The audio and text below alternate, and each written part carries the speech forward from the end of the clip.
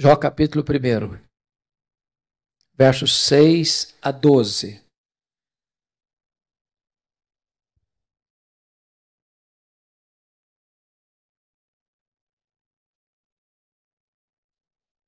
Jó capítulo 1, 6 a 12. Está escrito o seguinte: num dia em que os filhos de Deus vieram apresentar-se perante o Senhor, veio também Satanás entre eles. Então perguntou o Senhor a Satanás: de onde vens? Satanás respondeu ao Senhor e disse: de rodear a terra e passear por ela. Perguntou ainda o Senhor a Satanás: observaste o meu servo Jó? Porque ninguém há na terra semelhante a ele, homem íntegro e reto, temente a Deus, que se desvia do mal.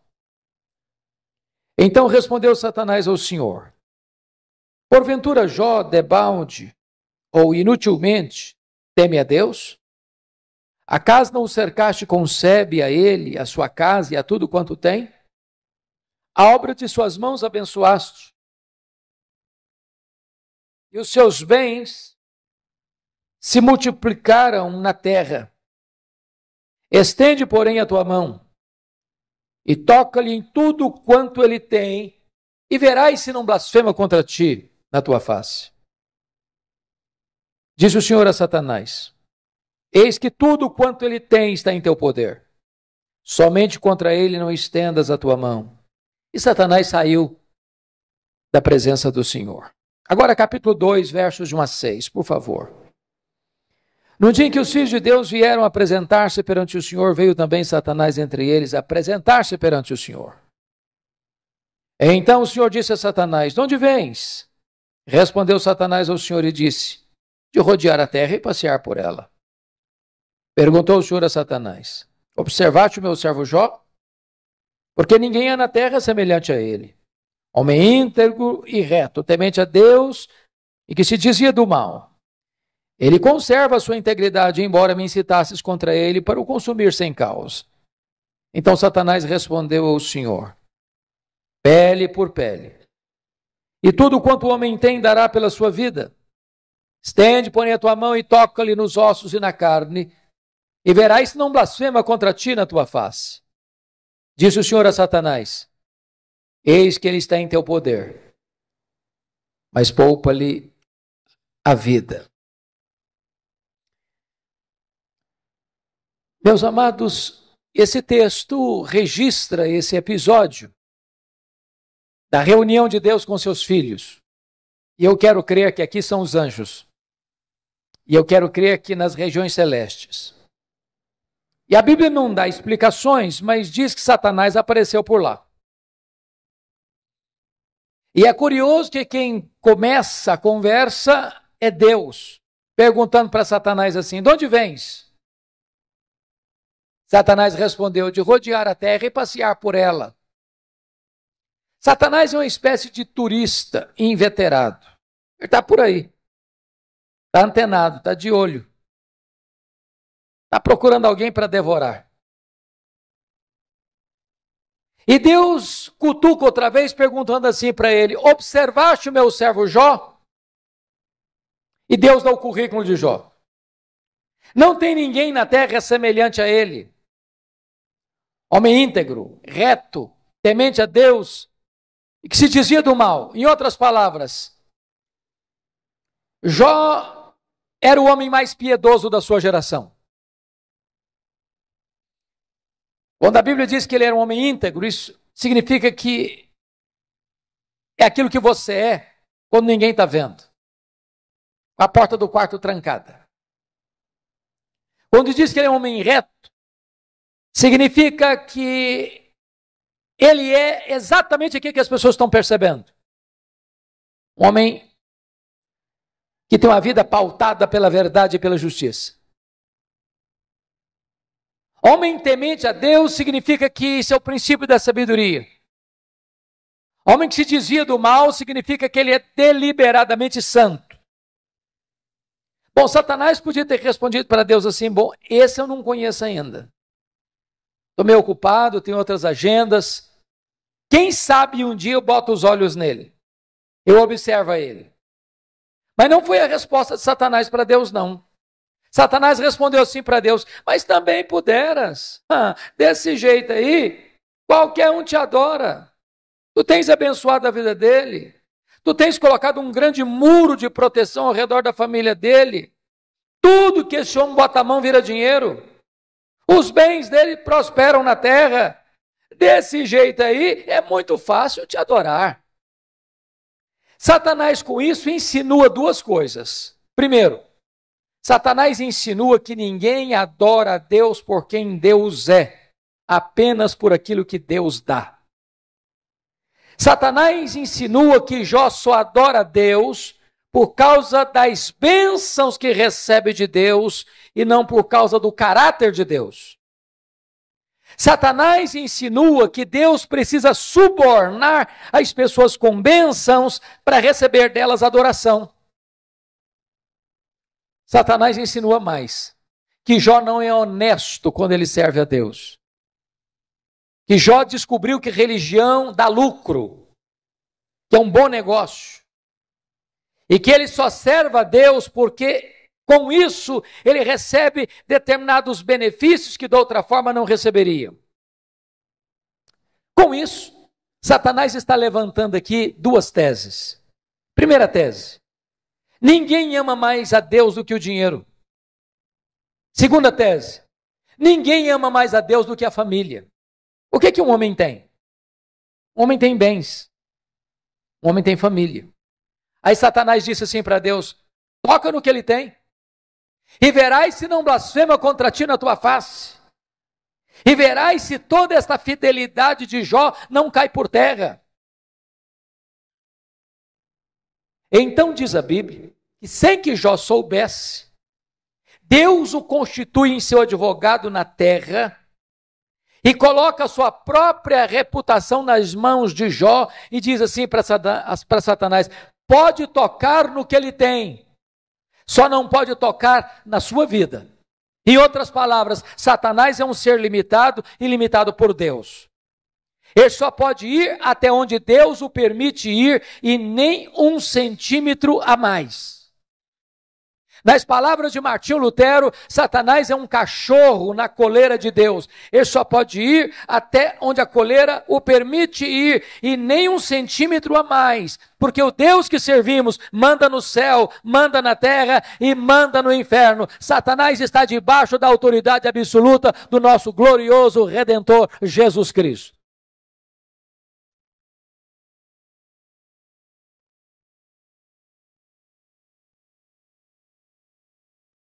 Com a permissão de Deus, Satanás, porém, sai dali para provocar um verdadeiro terremoto na vida de Jó.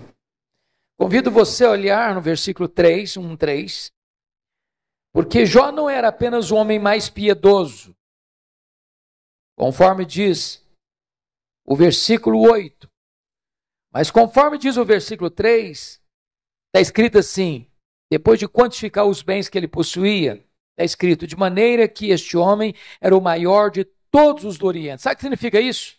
Ele era o homem mais rico da sua geração. Cai um mito aqui. Não é pecado ser rico.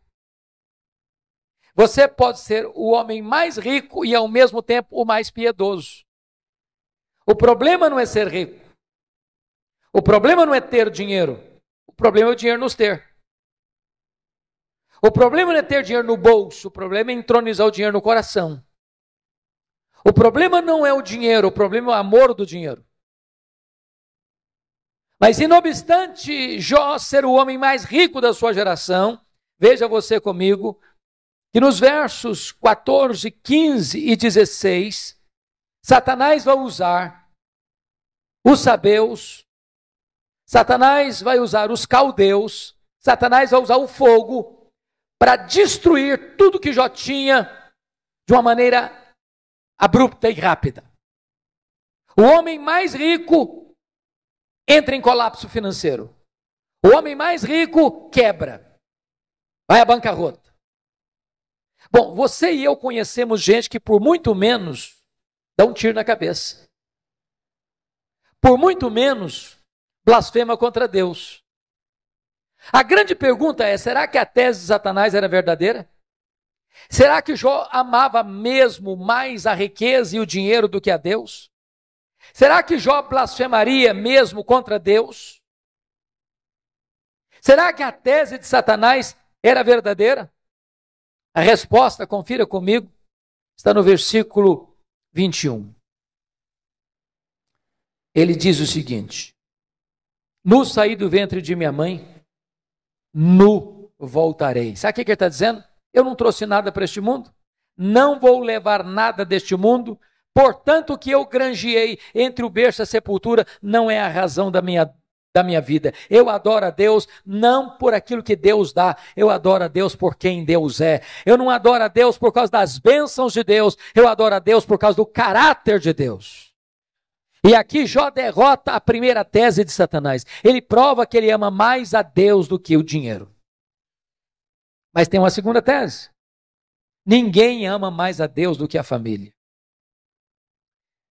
Se você ler capítulo 1, versículo 5, você vai notar que Jó era um pai exemplar.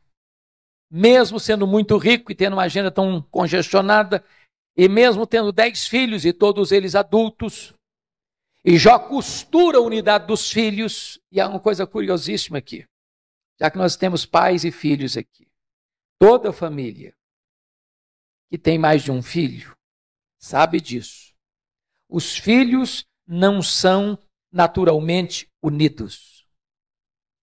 Quando você vê uma família unida, pode ter certeza, por trás tem um pai e tem uma mãe que trabalha para que os irmãos sejam amigos.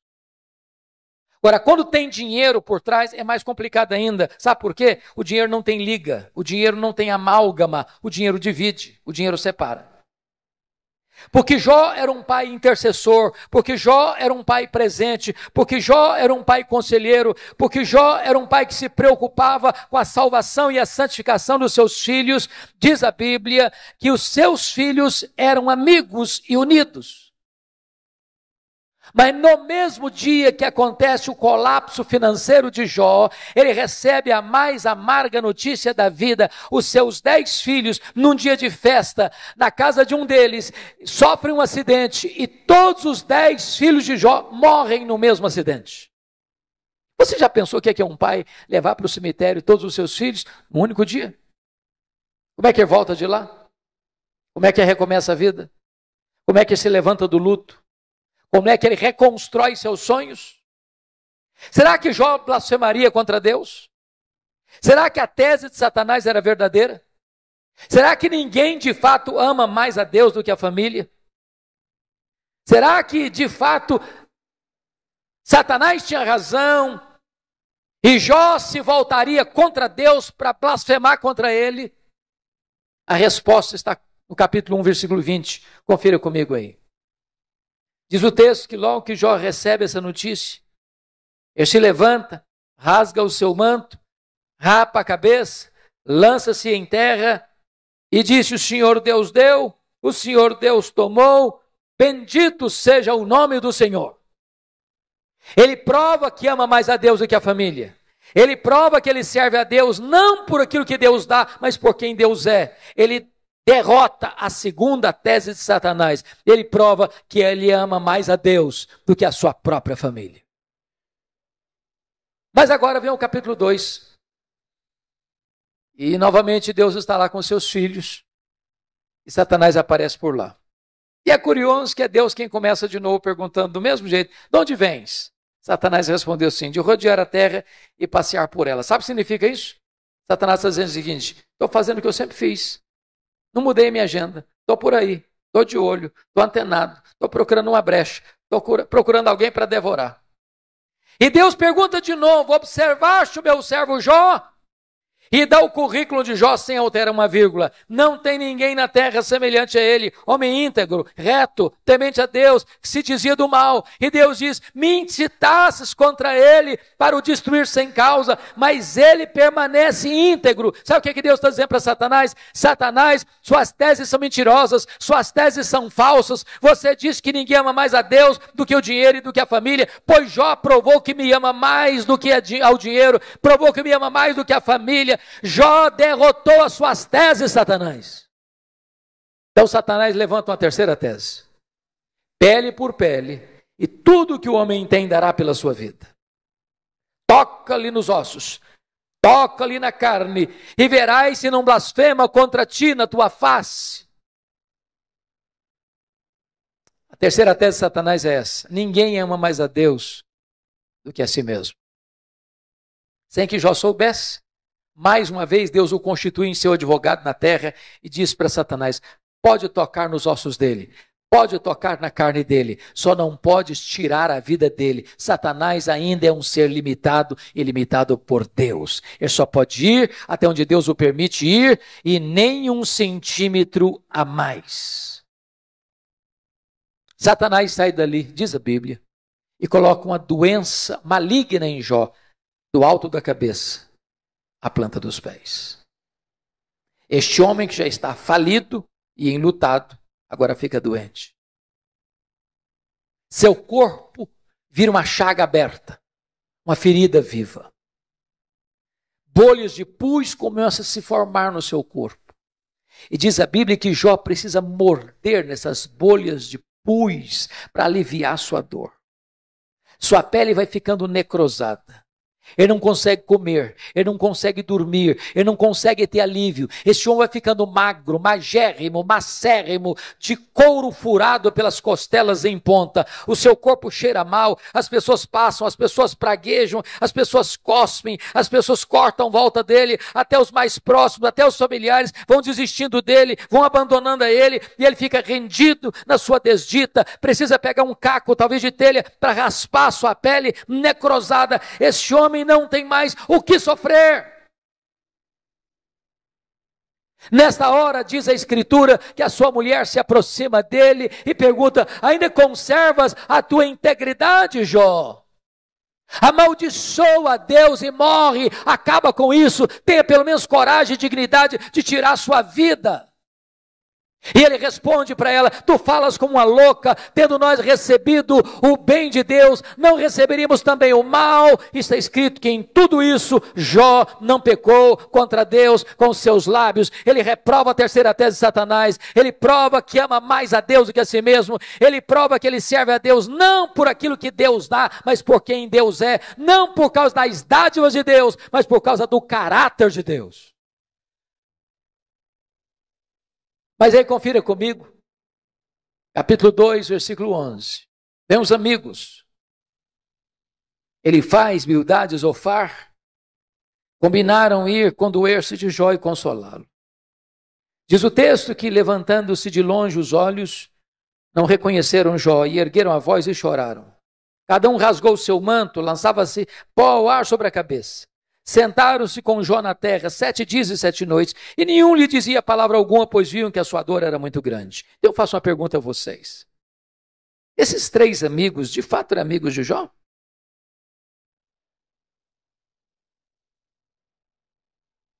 A resposta óbvia é: claro que eram amigos. Eu faço uma pergunta a você. Alguma vez você já recebeu alguma visita assim? Quando você está passando um momento difícil, pessoa que vem de longe, 7 dias, sentado com você no chão, sem abrir a boca, chorando ao ver o seu sofrimento. Você já fez a alguém alguma visita dessa natureza? Mas qual era o problema desses homens então? O problema desses amigos de Jó é que num dado momento eles deram uma de teólogos. Eles começaram a cogitar, desenvolveram uma lógica cartesiana de causa e efeito. E eles pensaram assim: para Jó estar sofrendo, ele deve ter feito alguma coisa errada. Mas para Jó estar sofrendo muito, ele deve ter feito muita coisa errada. Mas eles não só pensaram, eles falaram. Mas eles não só falaram, falaram para Jó.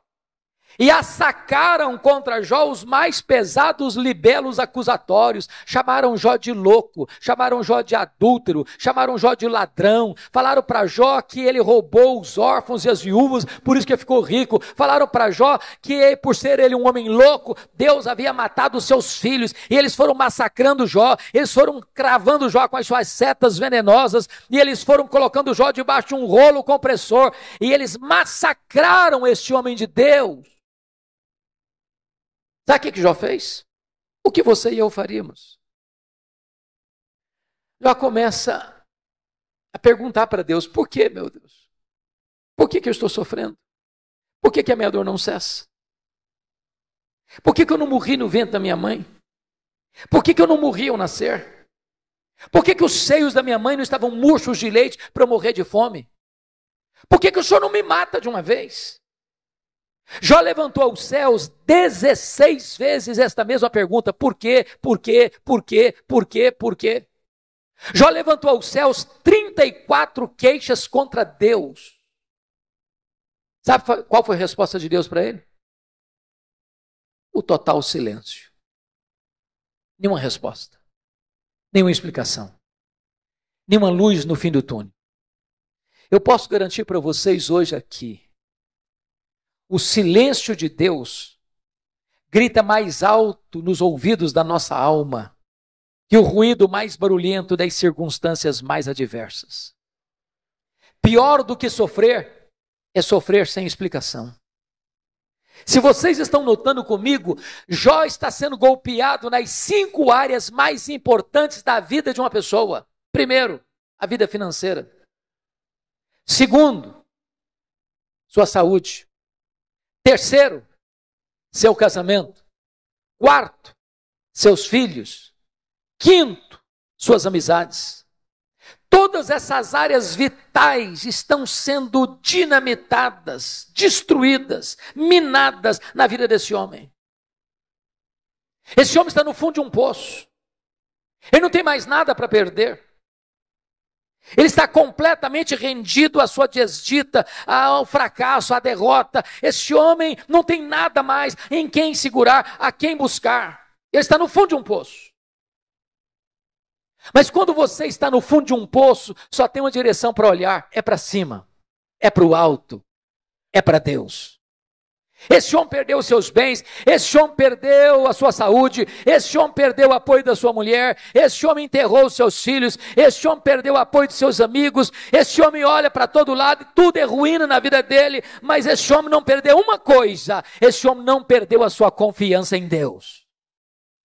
E quando ele está no fundo do poço, ele arranca de dentro da alma um brado de esperança, ao dizer: mas uma coisa eu sei, é que o meu Redentor vive, e por fim, eu vestir este meu corpo de pele, eu verei o meu Redentor. Pode vir momentos difíceis, pode vir momentos de perda, pode vir momentos de luto, pode vir momentos de angústia e dor na sua vida, mas Deus jamais deixará você desamparado. Ele sustenta você, Ele segura você, Ele ampara você, Ele levanta você.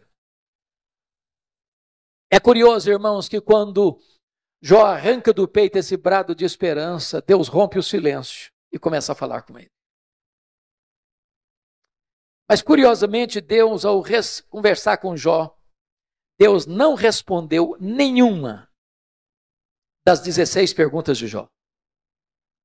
Deus não respondeu nenhuma das 34 queixas de Jó. Ao contrário, Deus fez 70 perguntas para Jó.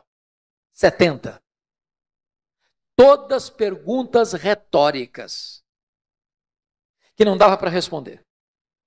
Deus, como que abriu as janelas dos céus, despejando em catadupas torrentes da sua glória, do seu conhecimento sobre Jó. da sua majestade, do seu poder. E Deus começa a perguntar para Jó assim: ô Jó, onde tu estavas quando eu lancei, ou quando eu lançava os fundamentos da terra? Ô Jó, onde você estava quando eu espalhava as estrelas no firmamento? Ô Jó, onde você estava quando eu cercava as águas do mar para que elas não invadissem a terra? Ô Jó, me explica como é que eu formo a geada. E Deus foi mostrando para Jó o seu poder, a sua grandeza, a sua majestade, a sua glória, a sua magnificência. E quando Jó é esmagado por esta gloriosa revelação de Deus, ele para ter a mais importante experiência da sua vida. E eu gostaria de contar para você como é que ele teve essa experiência. Vá comigo agora, por favor, para o capítulo 42 de Jó. Porque aí, algumas revelações que mostram a experiência desse homem com Deus, que pode ser nesta noite a sua experiência com Deus. Primeira coisa que Jó reconheceu, quando Deus se revelou a ele, aí no versículo de número 2. Então respondeu Jó ao Senhor: bem sei que tudo podes. Ele reconheceu a onipotência de Deus. Preste bem atenção nisso. Você e eu temos fraquezas indisfarçáveis. Como o bispo Júlio disse agora há pouco, a gente tem que ler. Crente precisa ler. Quem cessa de aprender, cessa de ensinar. Eu gosto muito de ler, sempre gostei. Passo nas livrarias praticamente toda semana. E você sabe que no Brasil e no mundo, os livros que mais vendem são os livros de autoajuda. E os livros que ensinam você a ficar rico rápido. Eu acho que eu não estou sabendo ler bem esses livros. Mas esses livros de autoajuda dizem assim para você: você é forte. Você é um gigante. Você tem a força. Você tem o poder. Há poder nas suas palavras. Você é alguém tão poderoso que basta fazer cócegas no seu interior e levantar-se-á daí um gigante. Sabe o que a Bíblia diz? Exatamente o contrário. A Bíblia diz que você e eu somos fracos. A Bíblia diz que Deus conhece a nossa estrutura e sabe que nós somos pó. Então deixa eu provar que você e eu somos fracos. Primeiro, nós temos fraquezas físicas. Ô, gente, querendo ou não, gostando ou não, o tempo vai esculpindo algumas rugas no nosso rosto indisfarçáveis. As mulheres mais espertas do que os homens usam alguns recursos interessantes, como os bons cosméticos. Dão uma boa disfarçada. Daqui a pouco, uma boa cirurgia plástica ajuda muito. Mas chega um momento que ainda que Pitangui ressuscitasse dentre os mortos, não teria jeito mais. As pernas ficam bambas, os braços descaídos, os joelhos trôpegos, os olhos embaçados. E diz os entendidos que cada fio de cabelo branco que brota na nossa cabeça é a morte chamando-nos para um duelo. Eu acho até um exército acampado ao meu redor.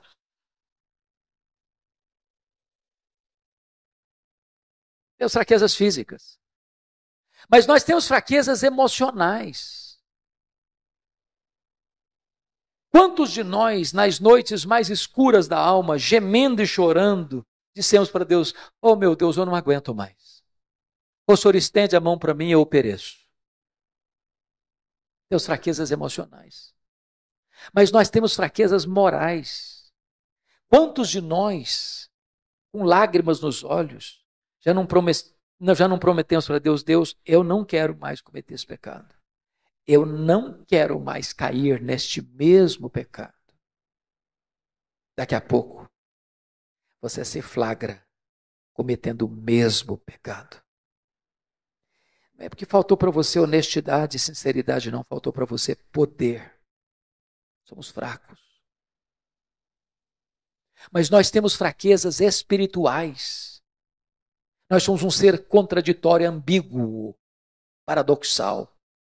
Paulo diz que o bem que eu quero fazer, esse eu não faço. O mal que eu não quero, esse eu pratico. Somos fracos. Mas é maravilhoso você poder afirmar como Jó, mas o meu Deus tudo pode. Para ele não tem doença incurável, para ele não tem vida irrecuperável, para ele não tem perdão que ele não possa perdoar, para ele não tem casamento que ele não possa restaurar, para ele não tem família que ele não possa reerguer, para ele tudo é possível, ele pode tudo quanto ele quer, ele tudo pode. Portanto, irmãos, não tem nada mais importante para a família do que relação pais e filhos, filhos e pais, marido e mulher, mulher e marido, irmãos e irmãos, do que saber quem é o Deus que nós servimos, quão grande é o Deus que nós adoramos. A pergunta que eu faço a você nesta noite é: quem é o seu Deus? Quão grande é o seu Deus? Quão majestoso é o seu Deus? Quão poderoso é o seu Deus? Quanto pode o seu Deus? A.W. Tozer, que foi um dos mais importantes escritores do século XX, diz que o maior problema da igreja contemporânea, ele estava falando da igreja lá do século passado, mas é o problema nosso ainda hoje. Ele disse que o maior problema nosso é que nós passamos a maior parte do tempo medindo, tomando o nosso próprio pulso e olhando para o nosso próprio umbigo. Quando o nosso papel é conhecer a Deus e prosseguir em conhecê-lo, porque o povo que conhece a Deus é um povo forte, diz a Escritura. Quem é o seu Deus? Quão grande é o seu Deus? Quando o profeta Isaías estava pensando sobre isso, ele diz: o meu Deus é aquele que mede as águas na concha da sua mão. O meu Deus é aquele que pesa o pó das montanhas em balança de precisão. O meu Deus é aquele que espalha as estrelas no firmamento, e por ser forte em força e grande em poder, quando as chama pelo nome, nenhuma delas vem a faltar. O meu Deus é aquele que olha para as grandes potências econômicas e militares da terra e considera todas essas nações como um pingo que cai de um balde, como um pó numa balança de precisão, como um vácuo, como nada, como menos do que nada, pois este é o seu Deus. Agora pergunte para um astrônomo: qual é o tamanho desse universo que ele mediu a palmos? Pergunte. Sabe qual é a resposta dele? Eu não sei. E quando esse astrônomo diz eu não sei, ele não está confessando uma ignorância absoluta, não. É porque nenhum homem, por mais robusto que seja o seu conhecimento, por mais peregrina que seja a sua capacidade mental, é capaz de afirmar com precisão qual é o tamanho do universo. Isso é uma matéria em estudo ainda. O que eles já sabem é que o nosso universo tem mais de 93 bilhões de anos-luz de diâmetro. E o que significa isso? Significa que se você voar à velocidade da luz, 300 mil quilômetros por segundo, nessa velocidade, você demoraria mais de 93 bilhões de anos para ir de uma extremidade à outra do universo. Pois o seu Deus é maior do que isso. Ele criou tudo isso. Não tem um centímetro desse universo onde eu não posso dizer: isso aqui é meu, eu criei isso aqui, sou dono disso aqui. Este é o seu Deus. Pergunte a um astrônomo quantas estrelas existem. Sabe qual é a resposta dele? Eu não sei. O que eles já sabem e afirmam é que há mais estrelas no firmamento do que todos os grãos de areia de todas as praias e desertos do nosso planeta. Vá um dia à praia, encha a concha da sua mão de areia, leve para casa, bote numa tábua de vidro e tenha paciência de contar quantos grãos de areia você consegue botar na concha da sua mão. Pois há mais estrelas do que todos os grãos de areia de todas as praias e desertos do nosso planeta. Mas o seu Deus não apenas criou todas elas, o seu Deus batizou cada uma delas pelo nome. E por ser forte em força e grande em poder, quando as chama pelo nome, nenhuma delas vem a faltar. Este é o seu Deus, Ele tudo pode. A ciência hoje não está pasma mais com o macro-universo, ela está pasma, boquiaberta, com o micro-universo hoje. Você pega uma folha, por mais tenra que ela seja, ela é tão complexa como a cidade de São Paulo. Você pega uma gema de ovo, ela é mais complexa do que qualquer coisa que o homem já inventou. Dr. John Wilson, catedrático de Harvard, uma das maiores autoridades de oftalmologia no mundo, diz que você e eu temos em torno de 2 milhões de fios duplos encapados em cada um dos nossos olhos, e se não for assim, haveria um curto-circuito e nós ficaríamos cegos. Dr. Marshall Nirenberg, prêmio Nobel de Biologia, fez uma das mais importantes descobertas no século passado. Ele descobriu que você e eu somos um ser programado geneticamente, computadorizadamente programados. Ele descobriu que você e eu temos em torno de 60 trilhões de células vivas no nosso corpo. Descobriu mais, que em cada uma dessas células você tem 1,70 m de fita DNA, onde estão gravados e computadorizados todos os seus dados genéticos. Se você espichar a fita DNA do seu corpo, você terá 102 trilhões de metros de fita DNA, você terá 102 bilhões de quilômetros de fita DNA no seu corpo, daria para dar diversas voltas no sistema planetário. Dr. Loy vai dizer mais tarde, códigos de vida não se originam espontaneamente, códigos de vida não se originam de uma explosão cósmica, códigos de vida não se originam de uma evolução de milhões e milhões de anos, códigos de vida foram plantados em você pelo Deus Todo-Poderoso, Criador dos céus e da terra, e este Deus é o seu Pai, é o seu Deus, Ele tudo pode.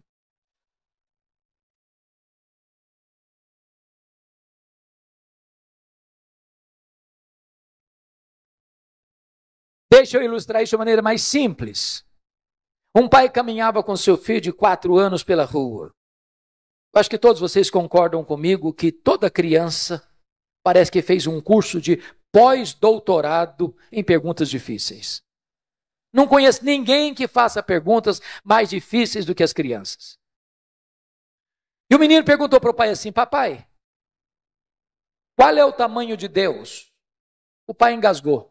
Não tinha uma resposta pronta para um menino de 4 anos. Ficou em silêncio. Continuou caminhando. Daqui a pouquinho ele escuta os roncos das turbinas de um avião supersônico lá nas alturas excelsas. O pai diz, filho, olha para cima. Você está vendo aquele avião? O filho disse, sim, papai, estou vendo. O pai perguntou, qual é o tamanho daquele avião, meu filho? O menino respondeu, pequeno, papai, muito pequeno. Estava muito longe. O pai pegou o menino, levou para o aeroporto. Lá tinha um jumbão de mais de 400 passageiros estacionados. O pai chegou bem perto. Perguntou, está vendo esse avião, filho? Estou vendo, papai. Qual é o tamanho desse avião, filho? Grande. Esse é muito grande, papai. O pai diz, filho, pois Deus é do mesmo jeito. Se você está longe de Deus, meu filho, Deus parece pequeno para você. Aí os seus problemas ficam enormes. Mas se você está perto de Deus, meu filho, aí Deus é grande para você. Aí os seus problemas ficam pequenos. Agora eu sei que tudo podes. A segunda coisa que Jó descobriu, irmãos, está aí no versículo 2 ainda. E nenhum dos teus planos pode ser frustrado. Preste atenção nisso. Você e eu não cremos em acaso. Você e eu não cremos em sorte. Você e eu não cremos em azar. Você e eu não cremos em determinismo cego. Você e eu não cremos em misticismo. Você e eu não cremos em olho gordo. Você e eu cremos que a mão de Deus dirige o nosso destino. Pode ter certeza disso. Se você está passando um momento difícil, se você está passando por um vale, se você está passando por uma prova, se você está passando por um momento de amargo, seja financeiro, seja de saúde, seja na sua família, isso não pegou Deus de surpresa, isso não desfez os propósitos de Deus na sua vida. Deus está trabalhando por você e não contra você. Sabemos que todas as coisas cooperam para o bem daqueles que amam a Deus. Se Ele está permitindo você passar por uma luta, Ele tem um plano, Ele tem um propósito, Ele vai transformar tudo isso para o seu bem, e você vai ficar mais maduro, e você vai ficar mais parecido com o Senhor Jesus Cristo. Nenhum dos planos de Deus pode ser frustrado. Terceira coisa que Jó vem a descobrir, pelo conhecimento que ele teve de Deus, ele reconheceu sua profunda limitação. Olha o versículo 3. Na verdade, eu falei do que eu não entendia. Coisas maravilhosas demais para mim, coisas que eu não conhecia. Vamos entender isso aqui. Quando alguém está sofrendo, como Jó sofreu, via de regra a pessoa faz duas coisas. Ou se cala, estoicamente, tranca os dentes. Ou fala. Jó falou. Jó se defendeu. Jó se queixou. Jó perguntou. O tempo todo. Quando você está sofrendo, você acaba falando muita coisa que você não está entendendo. Sabe por quê? Porque você e eu não enxergamos no escuro. Você e eu não enxergamos na curva. Deus está vendo lá no fim. E Ele sabe que as curvas da estrada não tiram o seu alvo de chegar lá no fim. O fim é a sua glória, o fim é o céu, o fim é a bem-aventurança, o fim é a vitória do mal, é a vitória do bem sobre o mal, é a vitória da verdade sobre a mentira, é a vitória de Jesus Cristo sobre o diabo, o fim é Jesus Cristo colocando todos os seus e os nossos inimigos debaixo dos seus pés, e nós com Ele, sem dor, sem lágrima, sem luto, reinando com Ele para sempre. Agora, enquanto você está caminhando, você faz tanta pergunta, você fala tanta coisa, e eu também. Quando Deus começa a se revelar para Jó, mostrar a sua grandeza, o seu poder, sua majestade, o seu controle sobre o universo, sobre todas as coisas, Jó põe a mão na boca e diz, meu Deus, quanta coisa que eu falei sem entender.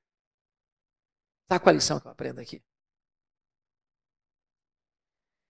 O sábio é aquele que sabe que não sabe. Porque o que você não sabe é muito mais do que o que você sabe. Portanto, se você encontrar uma pessoa que fica rotando em cima de você muito conhecimento e que quer passar como aquela pessoa que sabe tudo, conhece tudo, entende tudo, Bíblia, eu conheço de capa a capa. Pode ter certeza, você está perto de uma pessoa que não sabe quase nada. Quase nada. É lata vazia que faz barulho. Então deixa eu contar uma ilustração para você. Eu fui criado na roça mesmo. Antes de luz elétrica, de estrada, de carro e tudo mais. Quebrei muito milho num muque.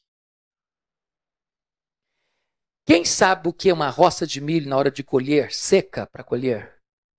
Sabe muito bem a diferença entre um restolho, que só tem palha e sabugo, e uma espiga boa, granada.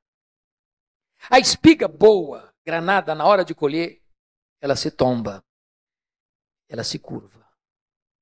O restolho que só tem palha e sabugo não se curva nunca, fica sempre empinadinho. Então, quando você encontra uma pessoa muito empinadinha, saiba disso, é um restolho, só tem palha e sabugo. Porque é impossível você conhecer a Deus, quem é Deus, sem se humilhar, sem se curvar, sem reconhecer que você sabe quase nada.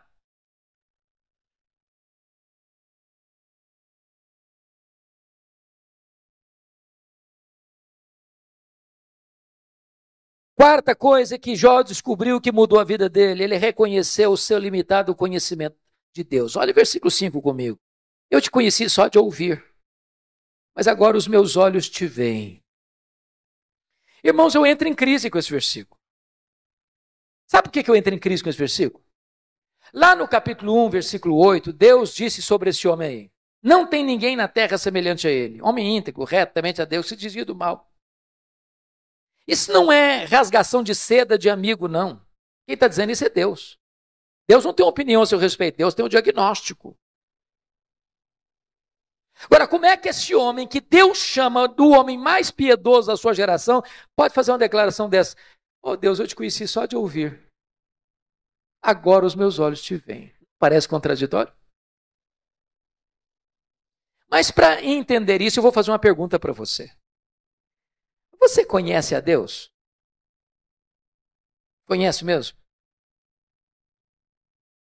Quanto você conhece? Quanto? Eu explico. Havia um homem que nunca tinha visto o mar. Brincando, eu acho que ele era mineiro. Um dia ele faz uma viagem para o litoral e vê o mar. E ele fica encantado. Ele diz, agora eu conheço o mar. Aproxima-se dele um marujo, com a pele tostada de sol e sal, por viver nas procelas do mar, e diz, eu também conheço o mar. Qual a diferença entre eles? Você conhece a Deus? Quanto você conhece a Deus? João 17,3 diz que a vida eterna é esta, conhecer a Deus e a Jesus Cristo, a quem enviaste. Sabe de uma coisa? Que a própria essência da vida eterna é conhecer a Deus. Sabe o que você vai estar fazendo no céu depois que você tiver 1000 anos lá na glória? Você vai estar conhecendo a Deus. Sabe o que você vai estar fazendo no céu depois que você tiver 1 bilhão de anos lá na glória? Você vai estar conhecendo a Deus. Sabe o que você vai estar fazendo no céu depois que você tiver 1 trilhão de anos lá na glória? Você vai estar conhecendo a Deus. Jamais haverá um tempo na eternidade onde você possa dizer, conheço tudo de Deus, não tem mais nada para conhecer, agora eu vou botar a vida no piloto automático. Deus é inesgotável em seu ser. O céu vai ser dinâmico. A Bispo Júlia, há poucos dias eu tomei um susto. Uma menina adolescente da igreja chegou para mim e disse assim, pastor, eu falei, pois não, filha. Ela disse assim, eu não quero ir para o céu, não. Eu tomei um susto. Disse, como? Eu não quero ir para o céu, não. Eu falei, mas você está maluca? O que aconteceu? Não, eu não quero ir, não. Eu falei, então me explica esse negócio. Ah, pastor, a ideia de céu que eu tenho, sabe o que é? Eu vou estar numa nuvem branca, com a harpa na mão, tocando, cantando, tocando. Ah, eu não aguento essa vida inteira, não. Eu quero coisa nova para a minha vida. Tem gente que acha que o céu vai ser chato. Se você não gosta de trabalhar, você está encrencado. Sabe por quê? Que a Bíblia diz que lá no céu nós vamos trabalhar. Seus servos o servirão. Agora pense comigo que nesse corpo frágil, que fica cansado, que fica doente, que fica velho, que fica caquético, nós conseguimos fazer coisas tão fantásticas e diz Einstein que nós não usamos nem 10% do nosso potencial. Você já imaginou que nós não vamos poder fazer com um corpo 100% turbinado pela glória de Deus? Diz a Bíblia que você e eu vamos ter um corpo semelhante ao corpo da glória do Senhor Jesus Cristo. Jesus entrava numa casa fechada sem precisar abrir a porta. Jesus saía de Jerusalém, aparecia lá na Galileia sem precisar percorrer o trecho. Jesus subiu o assunto aos céus fisicamente. E eu pergunto para você, qual a distância da terra ao céu? Com que velocidade Jesus foi para o céu? Porque se ele foi para o céu na velocidade da luz, 300 mil quilômetros por segundo, depois de 2000 anos, ele está logo ali na esquina ainda. O que significa isso? A Bíblia diz que nós vamos ser como os anjos. Não que nós não vamos ter um corpo, mas significa que nós vamos viver numa nova dimensão. Eu pergunto a você, com que velocidade um anjo vem do céu à terra? Jesus Cristo disse para Pedro lá no Getsemane, guarda essa espada, que se eu precisasse de ajuda, eu rogaria ao Pai, ele me mandaria mais de 12 legiões de anjos, mais de 72 mil anjos. Com que velocidade eles viriam? Os anjos não estão mais, não precisam e não estão presos às mesmas leis que nos governam aqui, pois o nosso corpo de glória vai ser assim, nós vamos estar lá, nós viremos cá, nós subiremos, nós desceremos com a mesma velocidade, porque nós habitaremos novos céus e nova terra, e nós vamos conhecer a Deus, e nós vamos glorificar a Deus, e nós vamos trabalhar para Deus, e nós vamos amar a Deus, e nós vamos fruir a presença de Deus. Agora eu entendo Jó. Agora eu entendo Jó, ele está só arranhando a superfície, e você e eu também, tem muito mais, tem infinitamente mais, então continua a ordem do profeta, conheçamos e prossigamos em conhecer ao Senhor. A última coisa que mudou a vida de Jó, confira comigo, está no versículo 6. Por isso eu me abomino e me arrependo no pó e na cinza. Ponto. Ponto, ponto, ponto, ponto. Não entendi nada de novo. Muito difícil. Como é que eu vou entender esse homem que o próprio Deus diz que ele é o mais piedoso, está se abominando e se arrependendo no pó e na cinza? Eu esperava uma confissão dessa de um ladrão, de um assassino, mas do homem mais piedoso. É chocante. Explicação. As pessoas que mais lamentam e choram os seus pecados não são as que mais pecam, são as que mais perto de Deus andam. Quem está longe de Deus, irmãos, nem convicção de pecado tem. Quanto mais você conhece a Deus, quanto mais você anda com Deus, quanto mais intimidade você tem com Deus, mais você vê a enormidade do seu pecado e mais você lamenta pelo seu pecado. Pois bem, veja comigo, por favor, agora o versículo 10. Ele é a chave hermenêutica deste livro. Mudou o Senhor a sorte de Jó, quando ele chorava pelos seus amigos. E o Senhor deu-lhe o dobro de tudo quanto antes possuía. Você já fez uma pergunta, por que Deus mudou a sorte de Jó enquanto este ou quando este orava pelos seus amigos? Você já fez essa pergunta? Por quê? Então deixa eu fazer uma pergunta para provocar. O que você sente quando alguém fala mal de você? Você fica feliz? Você celebra isso? Você chega na igreja e diz, bispo, juro, eu estou tão feliz hoje. O que foi, filho? Não fala mal de mim, o senhor sabe que isso é uma delícia, eu estou tão feliz com isso. É assim que você reage? O que vocês acham que Jó sentiu quando seus amigos disseram assim para ele, você é um ladrão, você é um adúltero, você é louco, você ficou rico porque você roubou os órfãos e as viúvas. O que vocês acham que Jó sentiu? Ficou feliz da vida? O que Jó fez?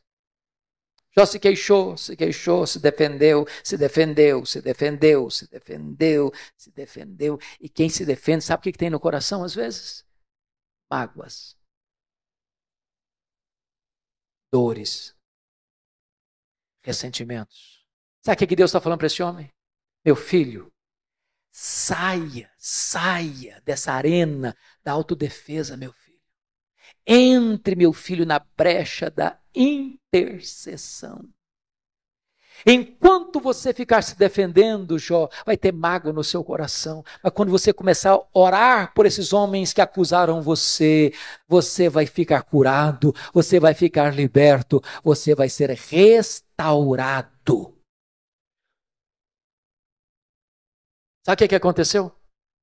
As 5 áreas que Satanás tentou destruir na vida de Jó, Deus restaurou todas elas. Bendito seja Deus. Primeira área que Deus restaurou, confira comigo lá no versículo 16, Deus restaura a saúde de Jó. Depois disso viveu Jó 140 anos. Viu seus filhos. E aos filhos de seus filhos até a 4ª geração. Eu acho que não ficou nem cicatriz, nem sequela. Completamente curado. Deus está aqui hoje, irmãos. Ele é o Jeová Rafá. Ele pode curar a sua enfermidade. Ele é Deus. Segunda área que Deus restaurou. Versículo 12. Área financeira. Se você comparar 1:3 com 42:12, você vai notar que Deus deu tudo em dobro. Dobro. Eu quero dizer para você que Deus está aqui hoje e Ele é o Deus da restituição. Ele pode restaurar a sua vida financeira, Ele pode levar você mais além na sua vida financeira. Ele é o Deus da restituição. Terceira área que Deus restaurou. Área das amizades. Confira comigo os versículos 8, a partir do 8. Eu acho isso maravilhoso, Bispo Júlio. Porque os amigos de Jó que acusaram a Jó, Deus chega para eles e diz assim, vocês estão lembrados daquele homem que vocês criticaram, acusaram? Pois é, aquele homem é mais justo do que vocês. Então, eu não vou ouvir a oração de vocês. Vocês vão ter que ir lá naquele homem que vocês criticaram para que aquele homem que vocês criticaram ore por vocês. E quando ele orar por vocês, eu vou restaurar vocês. Sabe o que Deus está fazendo aqui? Honrando Jó. Honrando Jó. Eu vou dizer uma frase aqui, se você esquecer tudo que eu falei, mas lembrar dessa frase, me dou por satisfeito. E a frase é essa: cuida bem da tua integridade e Deus cuidará da tua reputação. Você não tem que se defender. Você tem que viver com Deus.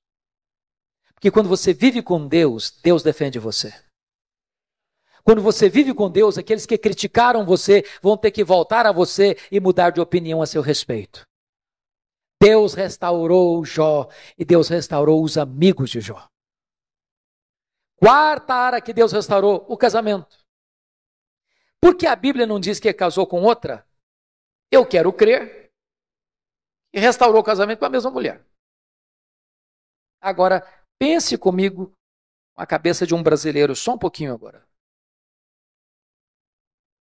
Quando Jó estava numa magrela, a mulher dele olhou para ele e disse: morre, homem, morre, mas morre logo.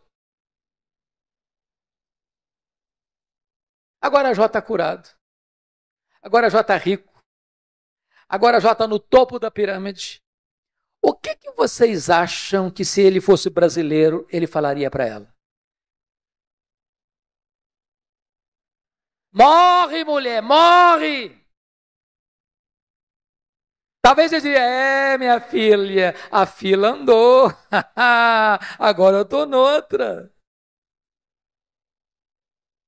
Mas deixa eu dizer algo para você, amado. Deus é especialista em pegar os cacos e fazer um vaso novo. Deus é especialista em curar feridas, em restaurar relacionamentos quebrados. Para Deus não tem impossíveis. Você que está pensando em desistir do seu casamento, não desiste não, invista nele. Deus pode fazer um milagre. Deus pode dar espírito de perdão ao seu coração. Eu achei muito curioso que há pouco tempo uma mulher chegou para mim e disse assim: pastor, eu estou vindo aqui dizer para o senhor que eu vou me divorciar. Eu tomei um susto. Como é que é o negócio? Eu estou dizendo para o senhor que eu vou me divorciar. Falei: verdade? É verdade, sim, senhor. E eu perguntei: mas por quê? Ela disse assim para mim: secou. Secou, não tem mais nada, secou. O sentimento secou. Olhei para ela e disse: secou, filha? Mas se secou, tem esperança. Ela regalou os olhos: o senhor está maluco? Tem esperança. Você não leu na Bíblia lá que Deus fez a vara seca de Arão florescer? Pois Deus faz florescer o que está seco no seu coração. Diz: pastor, o senhor endoidou. Estou falando para o senhor que morreu. Está claro agora? Morreu. Está claro? Ou precisa botar legenda? Falei: morreu, filha? Mas se morreu, tem esperança. Você não leu na Bíblia lá que Jesus ressuscita os mortos? Pois ele pode fazer ressuscitar o que está morto aí no seu coração. Tem esperança. Mas, pastor, o senhor endoidou. O senhor não está me entendendo, não. Estou falando para o senhor que acabou. Não tem mais nada. Acabou. Está claro agora? Falei: acabou, minha filha? Ué, mas se acabou, tem esperança. Ué, você não leu na Bíblia lá que Deus chama a existência as coisas que não existem? Se ele chama a existência as coisas que não existem, ele pode chamar a existência o que não está mais no seu coração. Você não vai separar essa semana, não. Você vai orar comigo uma semana. Depois você volta aqui.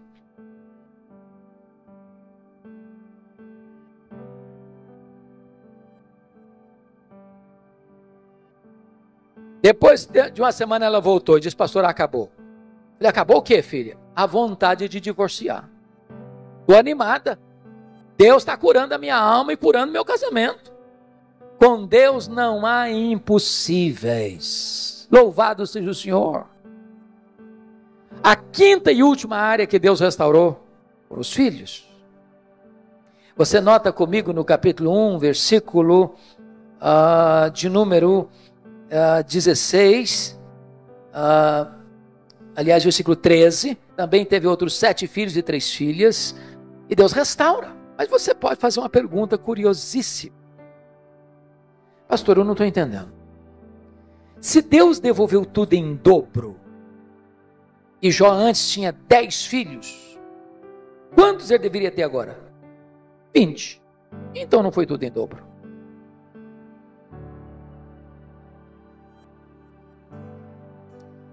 Deixa eu explicar isso bem. Talvez fazendo uma correção para um tipo de comunicação, de fala que nós usamos muito no Brasil. Quando morre alguém na sua casa, sua família de Deus, preste atenção nisso. Quando morre um filho, você não perdeu um filho. Como aquele pai que voltou do cemitério, depois de enterrar o seu filho, e um amigo vai dar um abraço nele e disse: meus sentimentos, eu soube que o senhor perdeu o seu filho. O pai disse: não, senhor, eu não perdi meu filho. Você perde alguém quando você não sabe onde ele está, com quem ele está. Eu sei onde está meu filho, eu sei com quem está meu filho. Meu filho está no céu, meu filho está com Jesus, eu não perdi o meu filho. Jó agora tem 10 filhos no céu, Jó agora tem 10 filhos na terra. Deus restaurou e restaurou completamente. Sabe o que Satanás queria com Jó? Colocá-lo longe de Deus. Sabe o que Satanás conseguiu? Colocar Jó mais perto de Deus. Sabem por quê? Porque os planos de Deus não podem ser frustrados. Que grande Deus nós temos. A Ele a honra, a Ele a glória, a Ele o louvor agora e pelos séculos eternos. Aleluia.